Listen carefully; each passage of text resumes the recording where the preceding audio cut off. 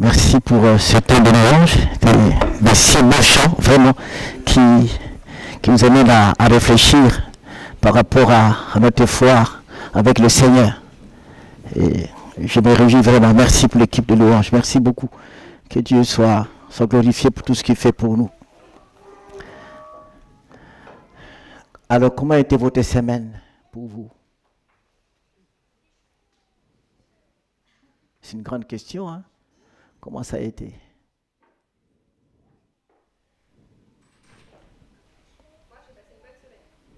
Merci Seigneur. Merci. Et les autres?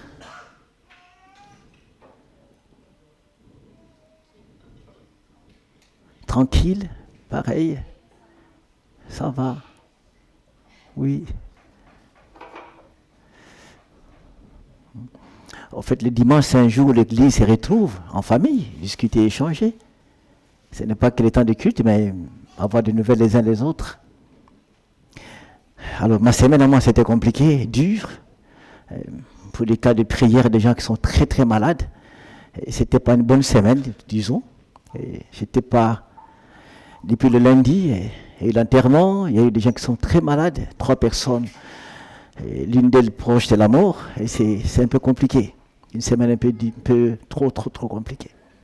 Mais les yeux sont fixés vers le Seigneur qui nous aime. Et j'attends aux promesses de Dieu et qu'il fasse quelque chose. Et c'est lui qui est le seul qui peut nous aider et nous amener plus loin. Et on ne peut que compter sur lui, sur sa grâce. Et comme c'était une semaine un peu difficile, j'ai très très mal dormi. Et je me suis réveillé toujours 2h du matin, 3h du matin. Et c'est toujours chercher la face de Dieu pour ces choses-là. Qu'est-ce que Dieu peut faire? Et attendre la main de Dieu. Est-ce qu'il va intervenir? D'attendre un peu. Et je compte sur lui. J'espère qu'il va faire quelque chose. Alors aujourd'hui c'est un peu particulier. Mais tout le monde est parti au fond là-bas. C'est un peu compliqué. Mais il y a encore de la place de ce côté ici. Bon, on s'est dit qu'on ferait un culte. Je dis souvent, c'est la fin du mois, il y a toujours un culte de partage, tout ça. Mais cette fois-ci, c'est un drôle de partage qu'on fera. Alors, on va d'abord lire le texte et puis je vous dirai ce qu'on va faire. Prenons Actes chapitre 15, verset 36 jusqu'à 41. Acte 15, 36, 41. Je voudrais qu'une personne entre nous peut s'élever et lire pour nous le texte. Un courageux, puis lit pour nous tous les textes. Acte 15, 36 à 41. Alors, qui veut lire pour nous le texte en entier? Oui. Merci Hervé, tu lis pour nous le texte.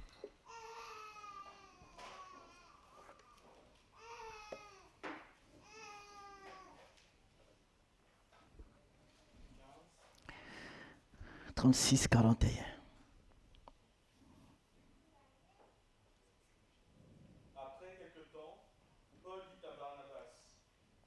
Partons refaire le tour de toutes les villes où nous avons annoncé la parole du Seigneur et rendons visite aux frères pour voir ce qu'ils deviennent. Mais Barnabas voulait emmener avec lui Jean, appelé aussi Marc, et Paul estimait qu'il ne convenait pas de prendre avec eux celui qui les avait abandonnés en Pamphylie et qui ne les avait pas accompagnés dans leurs œuvres. Leur désaccord fut si profond qu'ils se séparèrent. Barnabas emmena Marc avec lui et s'embarqua pour Chypre. Paul, de son côté, choisit Silas et partit avec lui, après avoir été confié par les frères à la grâce du Seigneur. Il parcourut la Syrie, la Cilicie, en fortifiant les églises. Merci. Est-ce qu'on vous citer quelques émotions que vous connaissez? Quelques émotions que vous connaissez? On peut les citer? La joie, la colère. Oui, allons-y. Allons-y, chers amis, que vous connaissez. La joie, la colère, la peur, la tristesse, la jalousie.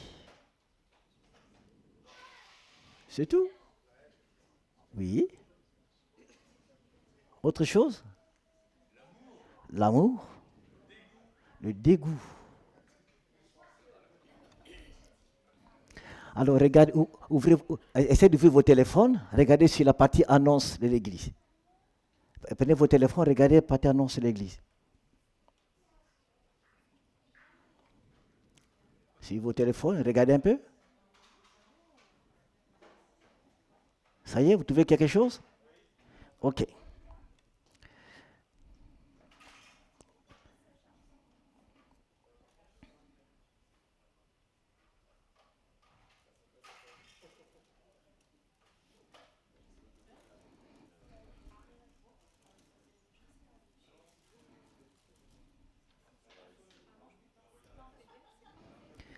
C'est pas fini, il y a une suite qui arrive, il y a des questions qui arrivent. Vous voyez les questions qui arrivent là derrière?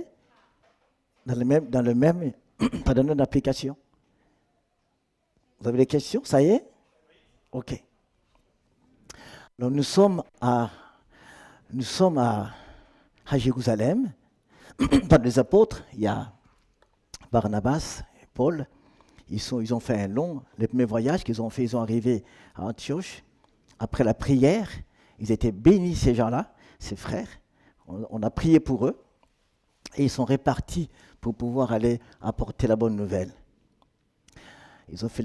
Pendant qu'ils voulaient démarrer le second voyage, et Barnabas a jugé bon de prendre avec eux Jean-Marc, un frère qui était cousin de Barnabas. Mais Paul n'a pas accepté, n'a pas voulu qu'ils prennent Barnabas. La parole dit que c'était un peu tendu entre les deux. Paul n'a pas cédé au désir de Barnabas, n'a pas cédé du tout, et c'était un peu dur.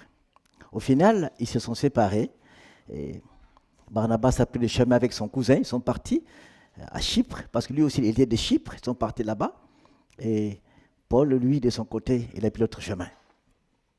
Voilà cette séparation. C'est cela qu'on va parler aujourd'hui, et ce matin, juste un moment, et par rapport à ce sujet-là d'aujourd'hui. Entrons dans la communion les uns avec les autres. Et on va utiliser ce que je vous ai envoyé. Nous allons prier maintenant. Notre Père, nous voulons vraiment te bénir pour l'occasion que tu nous donnes. Nous savons que nous sommes dans ton cœur et tu nous aimes tellement. Avant que nous puissions te connaître, avant que nous puissions invoquer ton nom, marcher avec toi, tu nous as déjà aimés, Seigneur. Et cet amour est extraordinaire, est immense. Et nous nous réjouissons vraiment d'avoir ce Dieu puissant, notre Père qui nous aime. Et nous voici, Seigneur, ensemble pour pouvoir écouter ta parole, nous encourager les uns les autres. Père, merci pour cet amour immense qui est avec nous, Seigneur, qui nous guide, qui nous remplit de joie, Seigneur. Et merci pour ton esprit qui nous remplisse également, qui nous purifie, qui nous éclaire et qui nous libère aussi. Nous voici, Père, nous voulons maintenant écouter ta parole. Ouvre nos cœurs et rends-nous sensibles à ta voix. Parle-nous, Seigneur, nous voulons t'écouter, notre Père. Et conduis-nous. Nous pensons à ceux qui ne sont pas là aujourd'hui, ils sont à la maison. Garde-les à toi aussi. Et aussi, permets qu'ils puissent aussi être en communion avec nous par rapport à cette parole d'aujourd'hui. Bénis-le et fortifie-le. Gloire à toi, Père. Au nom de Jésus, nous te prions. Amen.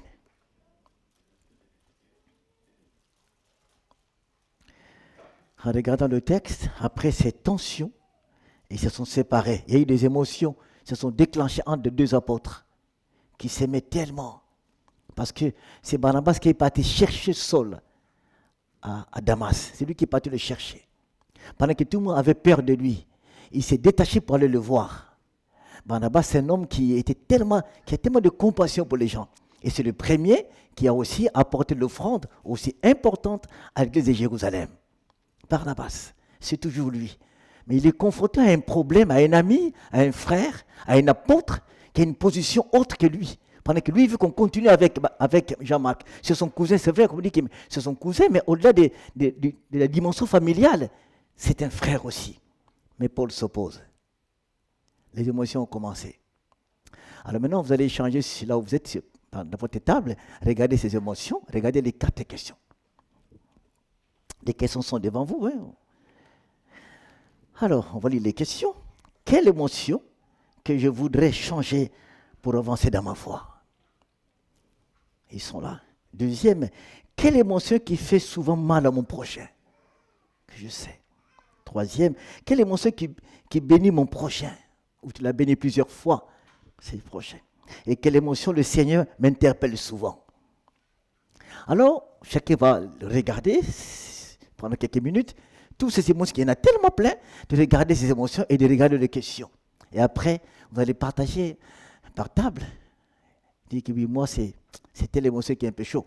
Je voudrais que Dieu m'aide par rapport à telle émotion.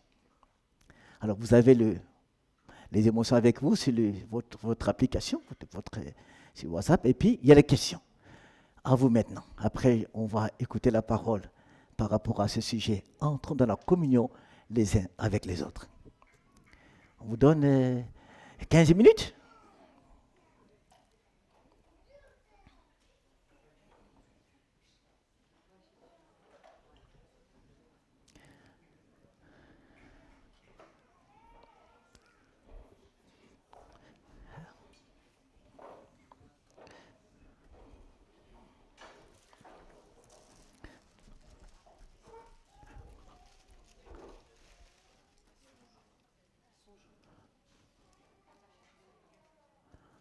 Merci, Dec. Ça, c'est la technologie. Merci. On peut voir les questions.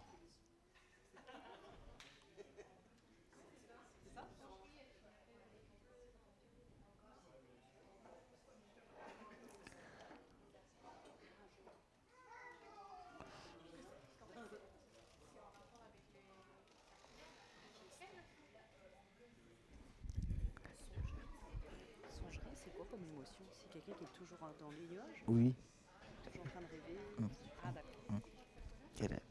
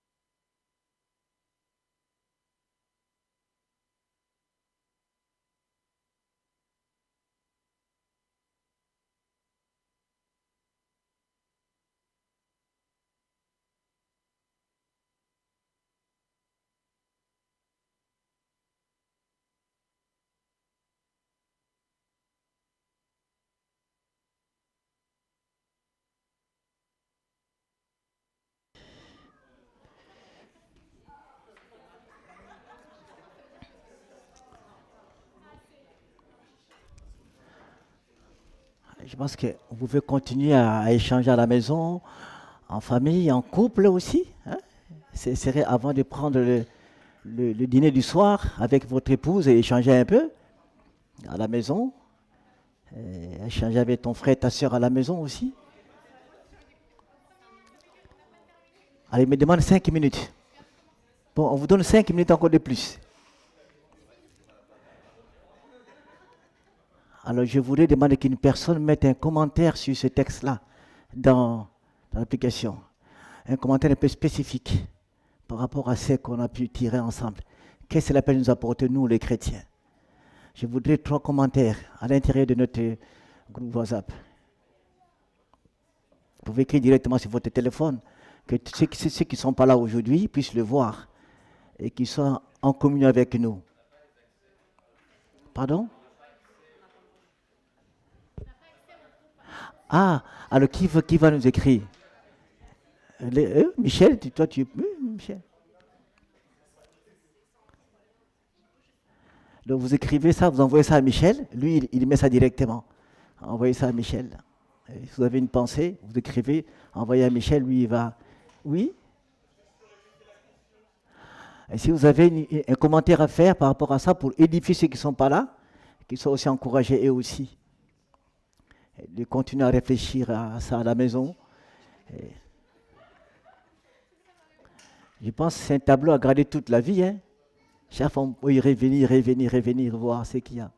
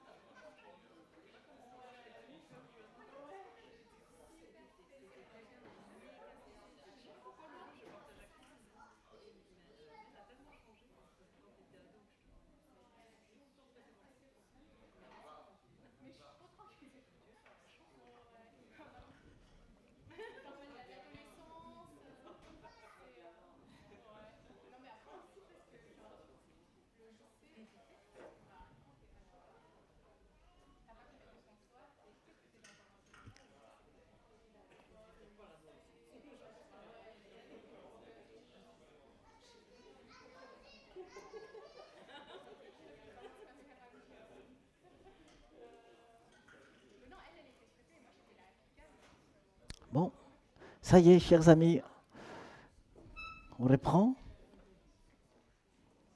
Et quelles sont les émotions qui ont animé Paul et Barnabas? En regardant le récit de Acte 15, quelles sont les émotions qui étaient là, à cette occasion-là?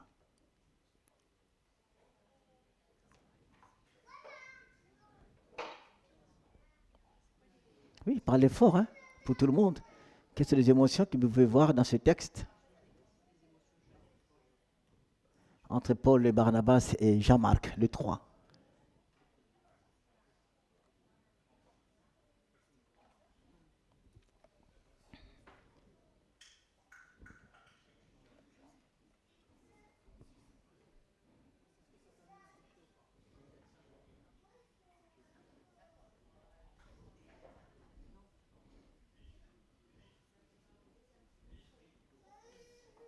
Vous avez une réponse, une idée? L'émotion qui a animé ces trois personnes?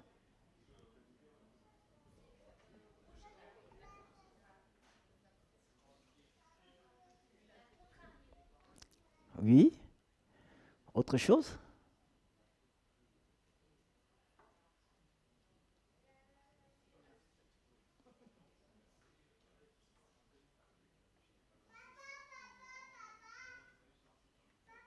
Oui. La confusion.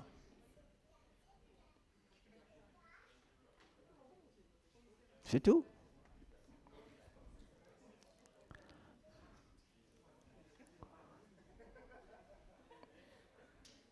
Alors, on va maintenant avancer.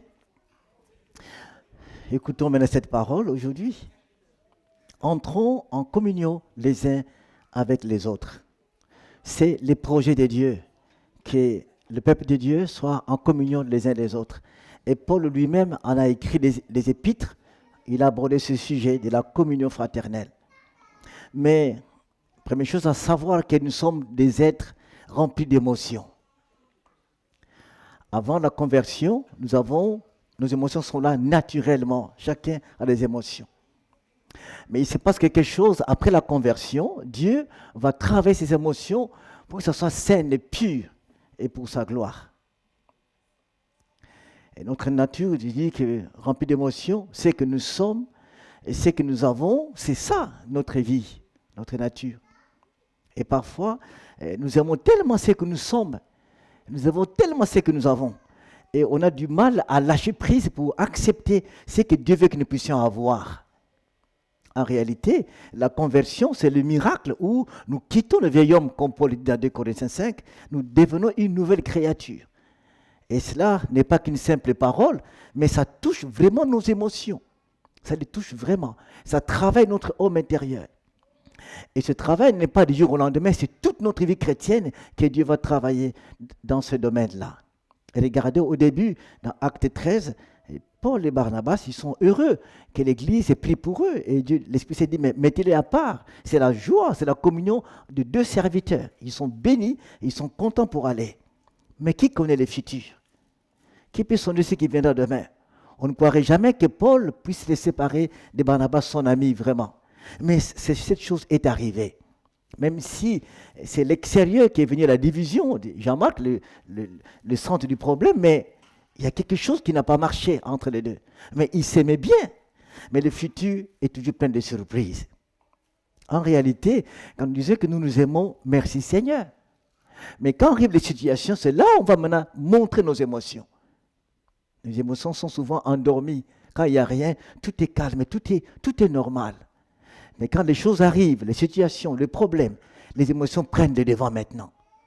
Et c'est là où on va voir, est-ce que je vais dans le sens des émotions naturelles ou dans le sens des émotions purifiées par le Seigneur?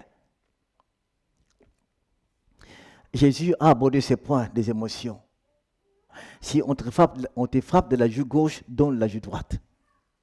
Comment réagir par rapport à ça? Il dit aussi, on prend ta tunique, donne l'autre aussi. Ne résiste pas, donne l'autre. On t'appelle de faire un certain nombre de pas, fais-en plus. Jésus a abordé ces points-là. De toujours être purifié dans les nouvelles émotions que Dieu nous donne, pour en tout cas, comment marcher. Et le futur a surprise Paul et Barnabas, ils ne s'attendaient pas à cette situation-là. Même s'ils sont séparés, mais en tant qu'enfants de Dieu, il y a comme une regret au fond du cœur, mais pourquoi est-ce qu'il est arrivé? Et nous sommes sauvés, oui. Convertis, oui, mais pas parfaits. Nous sommes appelés à changer régulièrement. Et c'est pour cela que Jésus va dire clairement, il dit de ne pas porter le jugement aux autres. Parce qu'il sait que, étant sur cette terre, comment pourrais-je juger un frère pendant que moi-même suis une créature fragile? Donc tout le monde a besoin d'un changement dans un domaine particulier. Il arrive qu'on peut pointer beaucoup plus une émotion de quelqu'un. Elle est comme ça, elle fait ceci. On est centré que sur ça. Alors moi-même. Souvent, il y a des émotions qui sont tellement remarquables qu'on les voit de tout le monde.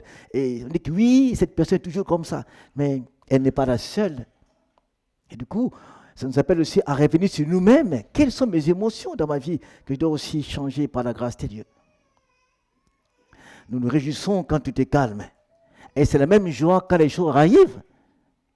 La joie que nous avons quand tout est paisible. Mais souvent, la joie n'est plus là. Quand les choses arrivent, les émotions sont en route. Et parfois, ça fait faire mal. Il y en a qui sont blessés depuis longtemps d'une certaine émotion qui ne sont jamais guéris. Et c'est triste. C'est là où ça se passe au fond à l'église du Seigneur.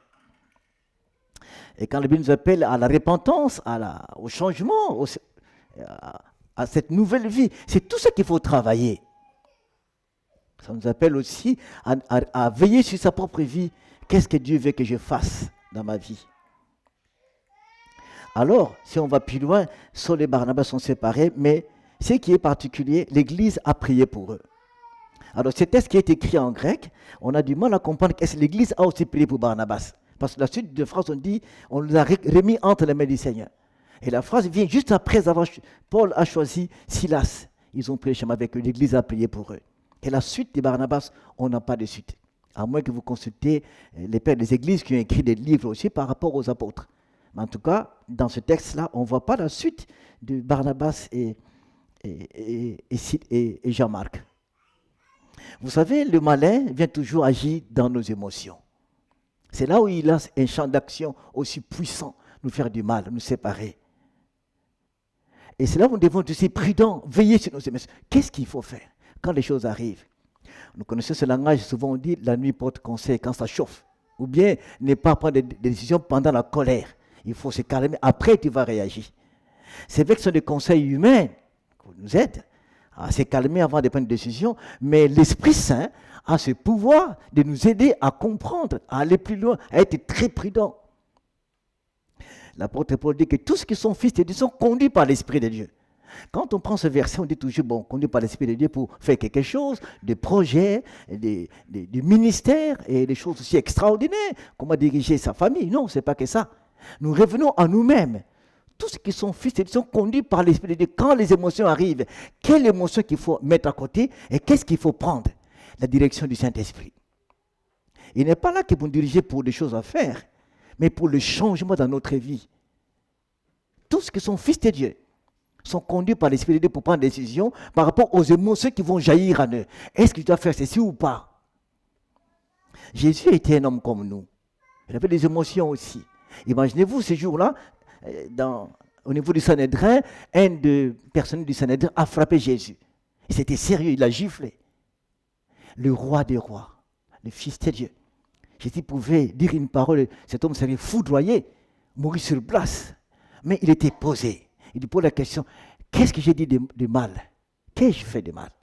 Ça, c'est la maîtrise la plus extraordinaire. On ne frappe pas n'importe qui, mais le Seigneur. Dans toutes ses émotions, il était calme. Il lui pose la question, qu'est-ce que j'ai fait de mal? Montre-moi. Et nous, je pense que si on me donne les chiffres à gauche, à droite, c'est le feu. Ça y est, ça part dans le débat terrible, dans la colère. Mais Jésus était calme. La Bible dit que Jésus n'a pas commis de péché. C'est un de ce points de ce texte-là. Il n'a pas commis de péché. On l'a frappé, mais il avait raison, mais il était calme. Et c'est là où l'Esprit Saint veut nous conduire, par rapport à cette parole des Romains. L'Esprit Saint conduit tous qui sont fils de Dieu. Nous avons ce privilège-là. Le monde, quand les choses arrivent, le non-croyant, il réagit, il s'énerve, et puis ça va, ça éclate. Mais le chrétien a une grâce. Il y a une personne qui est en nous, qui nous aide à canaliser nos émotions, qui nous aide à faire ce qui glorifie le Seigneur. Combien devons-nous pas nous revenir au bas de la croix, chercher le Seigneur, que dois-je faire?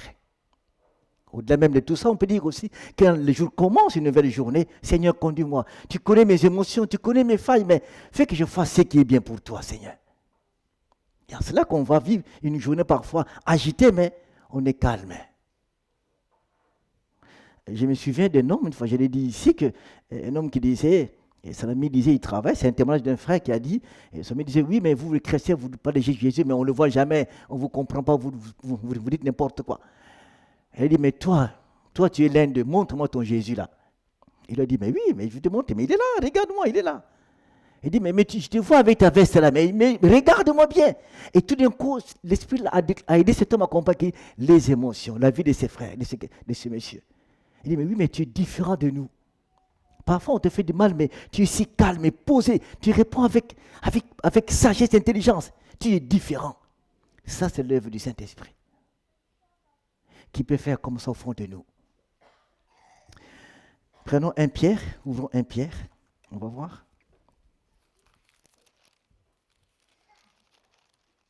1 Pierre, chapitre 2, verset 11. 1 Pierre 2, verset 11. Jusqu'au verset 12. Je fais la lecture. Mes chers amis, vous êtes dans ce monde comme des résidents temporaires des hôtes de passage. C'est pourquoi je vous demande, ne cédez pas au désir de l'homme livré à lui-même.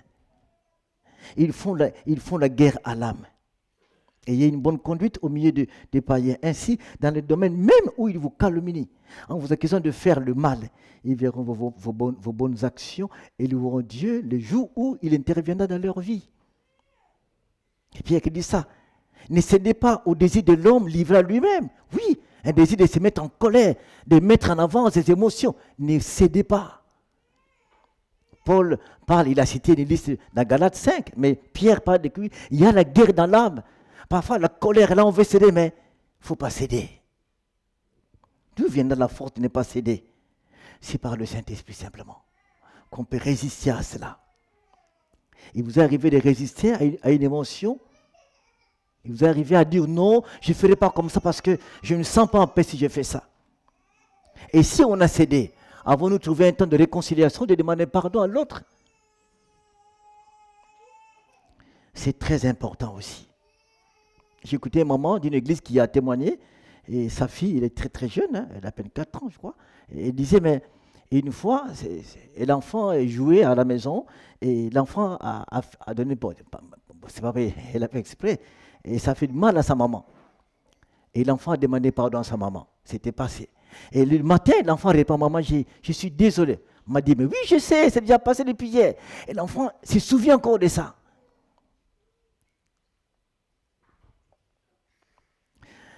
Parfois, on a du mal, nous les vieux convertis, à demander pardon.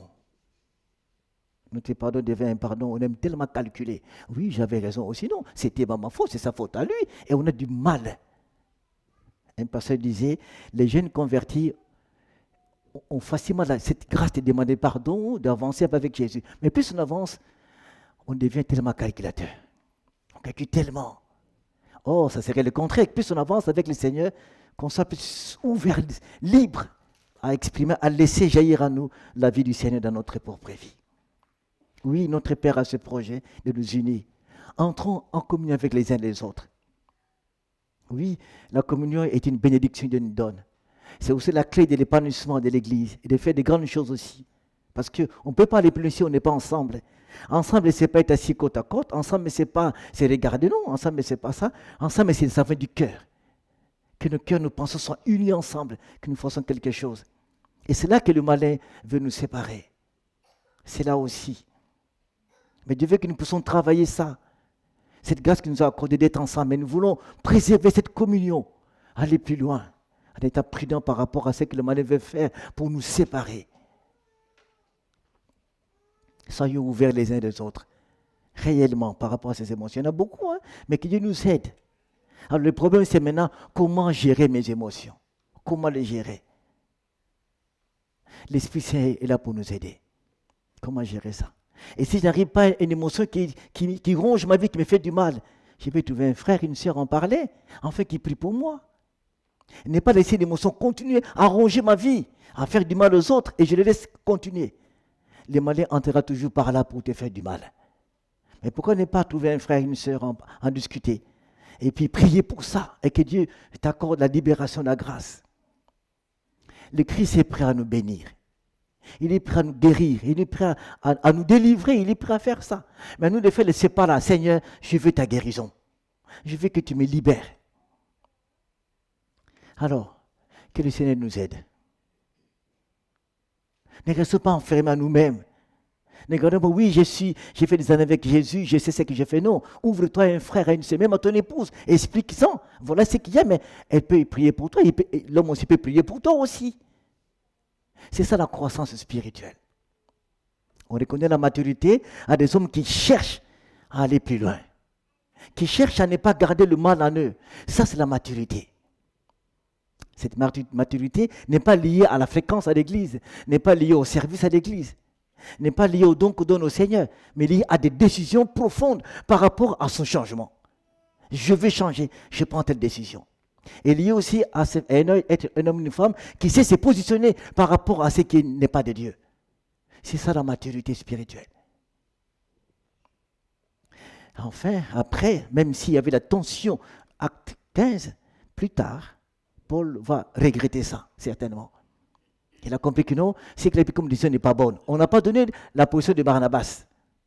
Mais la position de Paul, plus tard, il a écrit dans Actes, il a écrit oui, il reconnaît le ministre d'un Corinthien, il reconnaît le ministère de Barnabas. Il a dit que oui, c'est un frère avec qui on travaillait. Nous aussi, on a droit à des grâces du Seigneur. Paul écrit ça aux Corinthiens, mettait le nom de son frère, qui n'a pas oublié Barnabas. C'est vrai que Chypre, et là où il est parti, Paul, il n'avait pas de téléphone aujourd'hui, je pense qu'il allait envoyer un texto. Il a appelé Paul, à lui, Barnabas, écoutez, bon, ça y est, c'est tout ça, mais on ne sait pas que Paul a écrit une lettre à Barnabas, c'est possible. Mais, on va plus loin, Paul a pu dire à Timothée, amène-moi Barnabas, Jean-Marc ici, j'ai besoin de lui pour mon ministère. Et ça, c'est la réconciliation. Mais on ne sait pas combien de temps s'est écoulé pour que Paul revienne en arrière, pour comprendre que nous, j'ai besoin de Barnabas et de Jean-Marc. La communion. Restons en communion.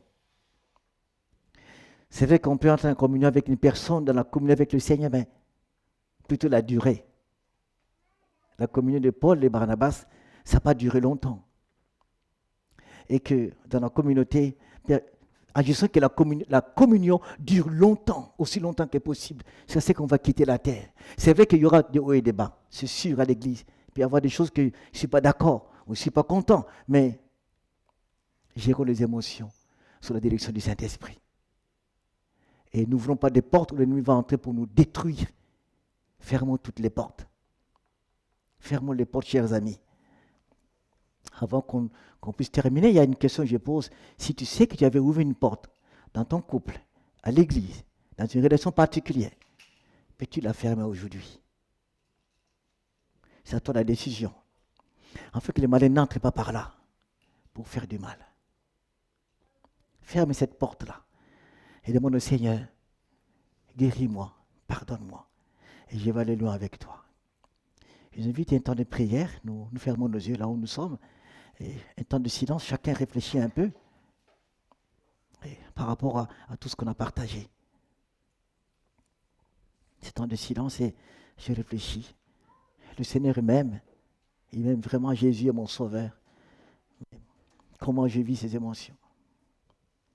Y a-t-il un nom, une personne, quelque chose, une situation que je reconnais que oui, ça c'était mes émotions, pas de la bonne manière, et qui a fait quelque chose de pas bien dans ma vie, dans ma famille, dans mon couple, envers mes enfants, ou envers ma famille, ou quelque chose comme ça, ou au travail, où je reconnais que Seigneur, je te prie de m'aider en cela. Et en y pensant comme ça, c'est personnel. Et dans ce temps de silence où nous avons des yeux fermés, dire au Seigneur, je te demande pardon. Viens me guérir, viens me restaurer, viens me renouveler, j'ai besoin de toi. C'est là que Jésus dit que d'entrer dans la pièce la plus recluse de sa chambre pour parler à Dieu. C'est notre homme intérieur, au fond de moi, revenir au Seigneur Jésus.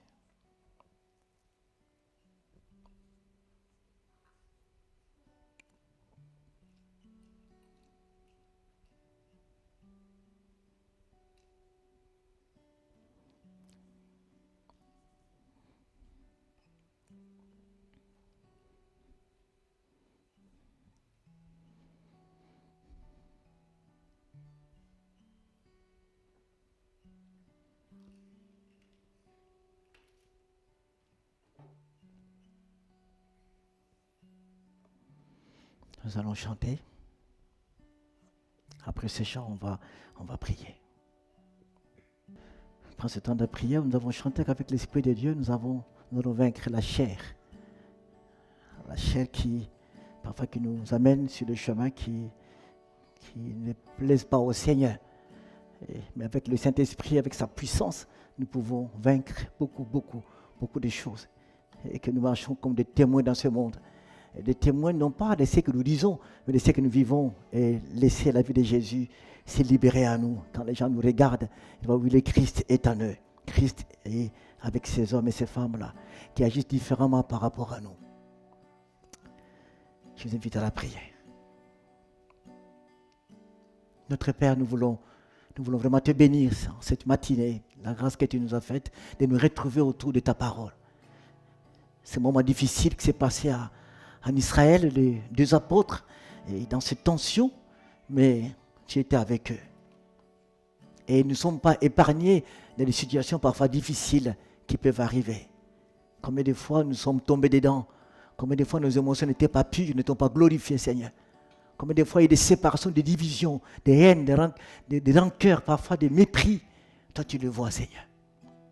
Étant debout devant toi, nos cœurs sont ouverts, tu sondes nos cœurs, tu vois tout ce qui est dedans. Même si nous ne disons pas tout ça, mais toi, tu sais exactement. Nous voulons, devant toi, être sincères, simplement te demander pardon. Pardon pour toutes ces émotions qui n'ont pas rendu gloire à toi. Toutes ces émotions qui ont blessé, qui ont fait du mal à un proche, à un frère, à une sœur, à une famille, à des personnes, Seigneur. Te demandons pardon simplement. Nous revenons auprès de toi au bas de la croix et implorer ta miséricorde, notre Père. Nous ne voulons pas paraître, nous voulons être avec toi. Ces hommes et ces femmes purifiés, sanctifiés, guéris, libérés, sauvés par la grâce de Dieu. Et que nous soyons de vrais témoins dans ce monde. Et quand nous parlons de toi, notre vie puisse témoigner que nous sommes tes enfants. Père Saint, tu as le pouvoir, l'autorité, la puissance de nous renouveler, de nous changer. Et tu l'as promis à travers la bouche de Jérémie que je vous donnerai un cœur de chair. Je vais ôter le cœur de pierre. Nous avons besoin de toi, Seigneur. Viens nous aider à avancer par ta grâce. Que ton esprit nous aide à prendre de bonnes décisions, à prendre une bonne direction, Seigneur. Et comme tu l'as promis, que tous qui sont fils de Dieu sont conduits par l'Esprit de Dieu. Viens, Saint-Esprit, nous conduire. Viens nous donner les mots qu'il faut à bien prendre de bonnes décisions dans notre vie au quotidien. Nous te louons parce que tu es le Seigneur, parce que tu es celui qui est assis sur le trône et qui règne. Béni soit ton nom. Père, il y a nos proches qui sont malades, qui souffrent. Et nous savons que tu as le pouvoir de guérir. Tu as le pouvoir de transformer. Tu as le pouvoir de libérer. Là où l'homme ne peut pas, là où la science est limitée, toi tu n'es jamais limité. Car ta parole nous révèle que tu as donné ta vie pour tes brebis. Et tu as porté nos souffrances. Et tu as porté nos maladies. Tu as porté nos infirmités, Seigneur. Nous te prions, notre Père. Seigneur, détends de ta main. Sur nos amis qui souffrent, sur nos proches qui sont malades, Seigneur, étends ta main. Et qui trouvent en toi la guérison. Et nous croyons ta parole que tu as, par tes mains ici, nous sommes guéris. C'est ta parole, Seigneur. Elle est puissante, elle est vivante. Que cette parole arrive à toucher nos amis qui sont malades, les toucher en cette matinée et qui sentent ta présence et que la maladie tombe au bas de la croix dans le nom de Jésus et nous proclamons simplement ta victoire dans leur vie. Fais qu'ils trouvent grâce à tes yeux, Seigneur. Applique en eux ton protocole qui est puissant. Tu as un protocole particulier qui confond la science, qui confond les humains. Seigneur, glorifie ton nom. Nous comptons sur toi, Seigneur. Tu as dit demander, il vous sera donné. Père, nous demandons. Tu as dit frappez, on vous ouvrira. Nous frappons, Seigneur. Nous croyons que ta grâce est là et ton amour est là, Jésus. Nous savons que nous ne méritons rien, mais ta grâce nous suffit. Louange à toi, Père. Père Saint, nous remettons toute l'Église entre tes mains. Garde-nous à toi, Jésus. Garde-nous à toi, parce que tu es le bon berger. Garde toute la communauté dans ta main, que nous voulons tous rester unis, Seigneur, marcher la main dans la main, avec ce grand projet de Noisy les Grands, Seigneur. Aide-nous à travailler cela pour aller plus loin avec toi, de voir ta main se révéler parmi nous, dans cette ville où tu nous as appelés à vivre. Merci pour tout, Seigneur. Nous remettons cette journée entre tes mains, en comptant sur toi. Que la grâce du Seigneur, que l'amour de Dieu infini et cette bonté extraordinaire repose sur chacun de nous. Au nom de Jésus. Amen. Pour nous asseoir.